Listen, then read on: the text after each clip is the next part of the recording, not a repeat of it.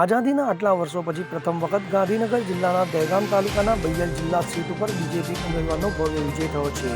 દહેગામ તાલુકાના મૂળ ડેમાલિયા ગામના વતની એવા આશાબેન જાલમસિંહ સોલંકી હાલમાં સરપંચ તરીકે ફરજ બજાવી રહ્યા છે અને ભાજપ પક્ષ દ્વારા તેમને જિલ્લા બૈયલ સીટ તરફથી ટિકિટ મળતા તેમણે ઉમેદવારી નોંધાવી હતી.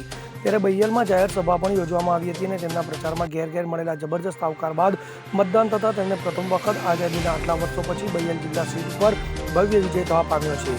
તો આ વિજય દહેગામ તાલુકાનો ઐતિહાસિક વિજય ગણાઈ શકાય, કારણ કે આઝાદીના આટલા વર્ષો સુધી કોઈએ રેકોર્ડ તોડ્યો નથી. ત્યારે આ રેકોર્ડ તોડીને કોંગ્રેસનો કચ્છરઘાણ કરીને તેમને વિજેતાનો કોટરાડો તાજ પહેરી લીધો છે. ત્યારે દહેગામ તો શું પણ સમગ્ર ગુજરાત રાજ્યમાં આ વિજયના પડઘા પડી ગયા છે. તો દહેગામ તાલુકાના મતદારો અને ભાજપના આગેવાનો ધારાસભ્ય બલરાજસિંહ ચૌહાણ, અમરાભાઈ મુવાડાના જિલ્લા ડેલિગેટ કિરીટસિંહ દિયોલા અને તાલુકા ભાજપ પ્રમુખ કેતન પટેલ અન્ય આગેવાનો દ્વારા ઉમેદવાર આશાબેન જાલમસિંહ સોલંકીને ખૂબ ખૂબ અભિનંદન પાઠવી તેમને શાબાશી આપી રહ્યા છે. અગરસિંહ ચૌહાણ સાથે CN24 ન્યૂઝ, હર્ષોલી, દહેગામ.